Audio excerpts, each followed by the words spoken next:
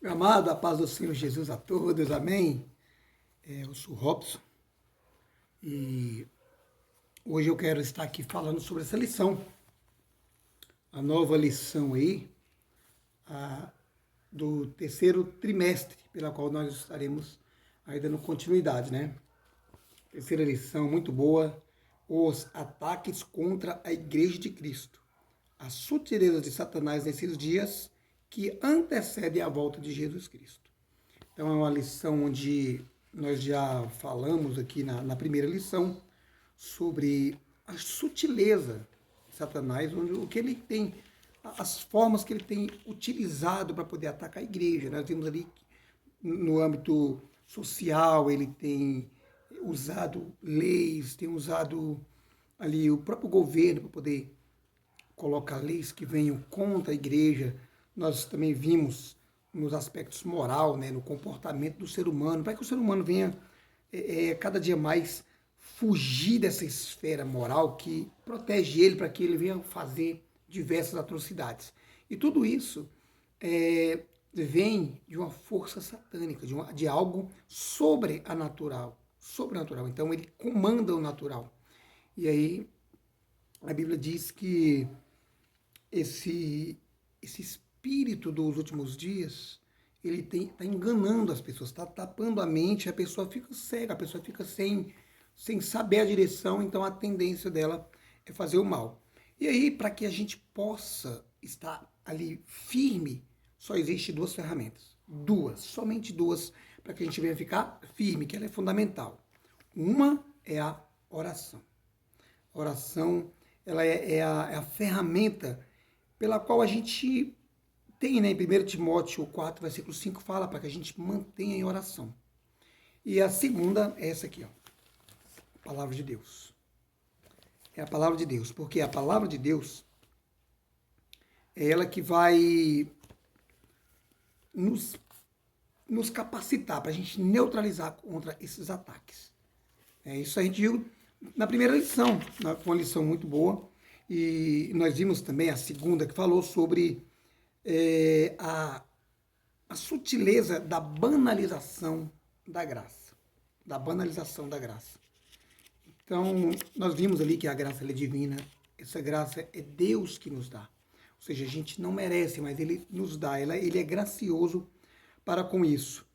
Mesmo a gente não merecendo, mas Ele, por amor, faz isso. E nós temos que ser grato a Ele. Ou seja, nós temos que agora largar tudo e aproveitar essa graça. Dar o nosso melhor. Essa graça só vem de Deus. Nós falamos ali que a graça, ela é uma forma pela qual Deus faz para o ser humano aquilo que ele não merece, mas ele dá de graça. E nós vimos aqui que ela foi deturpada, né? Ela foi... As pessoas começaram a pegar essa graça que é divina de Deus e começar a colocar o relativismo, tudo é normal, tudo pode, tudo Deus aceita tudo. E aí, essa banalização, ela trouxe aí um cristianismo mais suave, mais light, onde tira um pouco ali do foco, onde Jesus foi bem claro, dizendo que quem quiser me seguir tem que pegar a cruz e me seguir. Tem que abandonar pai, abandonar mãe, ter a renúncia. Ou seja, então nós sabemos que essa graça foi nos dada de graça. Foi Deus que deu. Mas nós sabemos que para seguir o caminho vai exigir aí essa palavra, essa oração, essa permanência nesse caminho para que a gente venha ter esse encontro com Deus na última etapa, que é a glorificação. Né? Nós somos justificados, somos salvos, regenerados, santificados e agora glorificados na última etapa. Mas para isso temos que chegar até o final. E hoje vamos falar dessa lição, a sutileza da imoralidade sexual, que é uma das áreas onde eu posso dizer que é uma das áreas onde ele tem mais trabalhado, né? Tem mais trabalhado, visto que o desejo, o querer, ele está intrínseco no ser humano, ele está intrínseco no homem, na mulher, na natureza. E aí o diabo tem pegado esse desejo, essa vontade, esse presente que Deus deu para o ser humano, ele tem deturpado isso e tem transformado esse ato como um ato pecaminoso. Bom, aqui nessa lição, nós vamos falar a respeito da sexualidade. E aqui diz o seguinte, que tudo que venha se tratar fora da normalidade, ou seja, fora do âmbito do normal, vem causar o pecado que é contra Deus. O versículo de número 15 de 1 Coríntios 6 é a leitura bíblica em classe. Esse aqui, ó. Vamos ler aqui, olha só. Não sabeis vós que os vossos corpos são membros de Cristo? Tomarei, pois, os meus membros e falo-eis membros de uma meretriz? Não é por certo. Ou não sabeis o que se ajunta com a meretriz, faz-se um corpo com ela? Porque serão dois em uma só carne. O texto vai dizer aqui que aquele que se junta com a prostituta, seja ela paga em dinheiro, seja em trocas de mercadoria, seja em troca de favor, tudo isso é prostituição. Quando há uma troca. Né? Então, quando acontece esse ato, ou seja, tanto na fornicação como na prostituição, há essa união, há um elo esses dois. Uniu, os dois viram um. Uniu, virou um. E se essas pessoas não forem casadas, estará tendo ali este pecado, que é o da prostituição. Nós sabemos que este pecado, ele peca contra o corpo, a matéria que a gente tem. E se esse corpo está em pecado, se nós não se arrependermos, o corpo vai para o inferno e a alma também vai. Porque se não houver o arrependimento, o abandono dessas práticas, o futuro ele é o inferno, como nós sabemos. No primeiro tópico vai falar sobre a revolução sexual. O que é essa revolução sexual? Aqui vai dizer o seguinte: nesse aspecto, a sexualidade humana era vista como algo sagrado e que, portanto, deveria ser exercida dentro dos parâmetros estabelecidos por este modelo.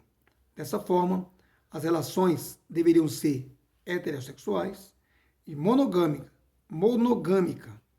e essas são consideradas normais, e não aceitando de maneira nenhuma outra forma de relacionamentos sexuais.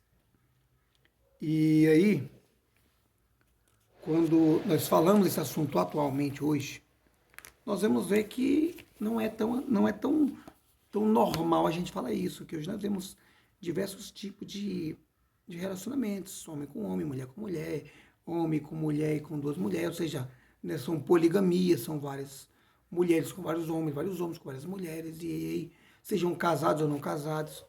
E isso a Bíblia está condenando. Né? Ou seja, tem que ser heterossexual, um homem e uma mulher, os dois, e tem que ser monogâmico, ou seja, só esses dois, não pode ter outras pessoas no meio.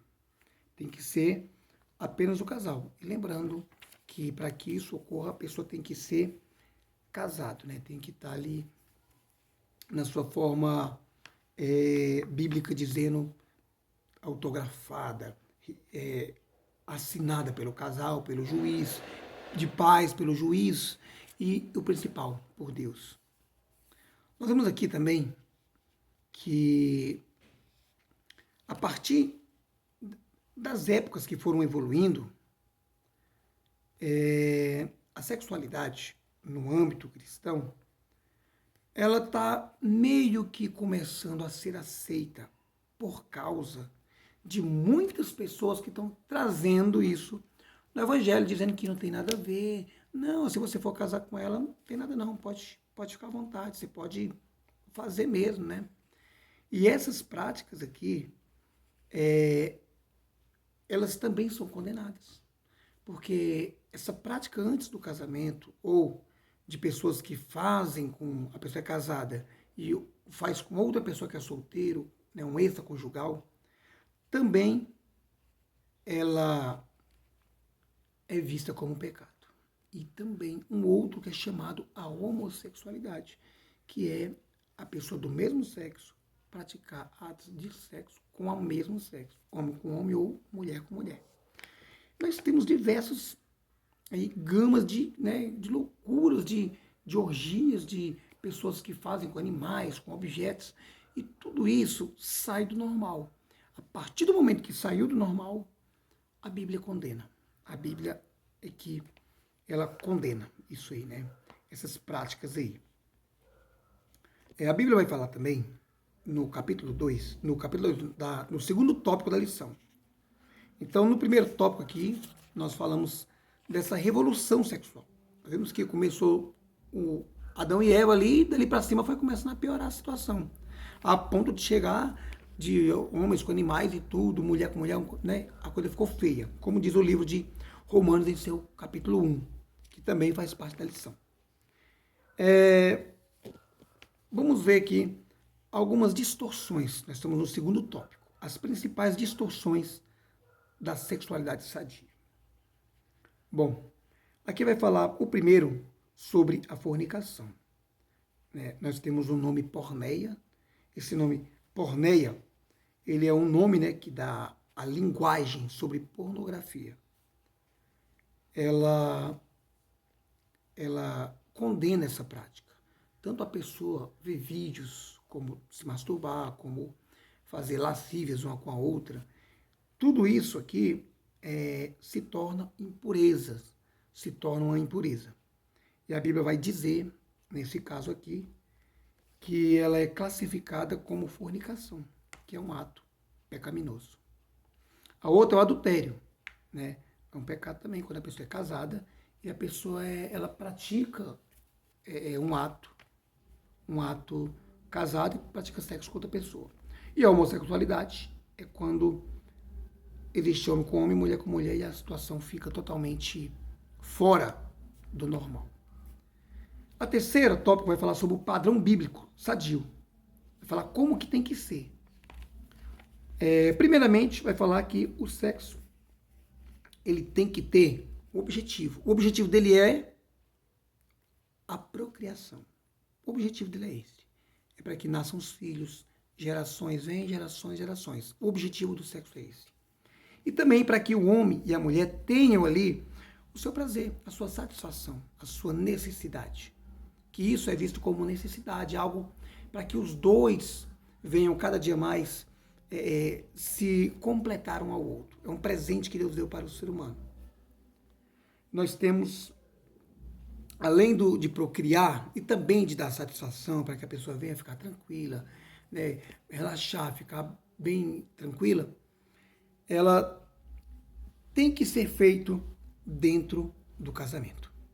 Né? E nós vamos ver que nesse âmbito aí que nós falamos a respeito dessa lição, que foi bem resumido, logicamente, e onde Satanás tem trabalhado nisso? Onde o diabo tem investido nisso? O diabo vai investir muito, primeiro, na fornicação, vai fazer com que os nossos desejos aflorem, para que eu, você, para que todos nós busquemos vídeos, busquemos objetos para que a gente pratique esses atos. Então o diabo vai trabalhar para isso, junto com seus demônios. Ele vai trabalhar no adultério, colocar pessoas para destruir o casamento da pessoa, vai colocar homens, mulheres, que são chamados de laços, para que as pessoas que tenham compromissos venham ter outro compromisso extraconjugal, que é para a pessoa fazer a obra maligna. Então o diabo vai trabalhar nisso aí. Então a sutileza do diabo é utilizando a imoralidade sexual. E ele também vai trabalhar na homossexualidade, vai fazer com que o homem, a sua mente venha a ser deturpada, e para que na mente deturpada seja normal existir ali casais homossexuais. Né? Então, nesse âmbito, quando nós olhamos, a Bíblia, ela fala que tudo isso é pecado. A fornicação, a impureza, a lascívia, o adultério é pecado. O que nós aprendemos? O que nós podemos aprender? Deus, Ele quer que eu e você, nós vivamos o sexo de forma sadia, nos padrões estabelecidos por Ele. Primeiro, sendo casado. Segundo, um homem e uma mulher. Terceiro, tem que estar ali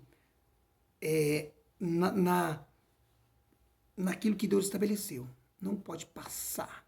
Não pode passar do lado nem para a direita. Tem que ser do jeito que a Bíblia coloca, para que seja procriar, para você fazer filhos e para que você venha sentir a satisfação com a sua esposa e com o seu marido.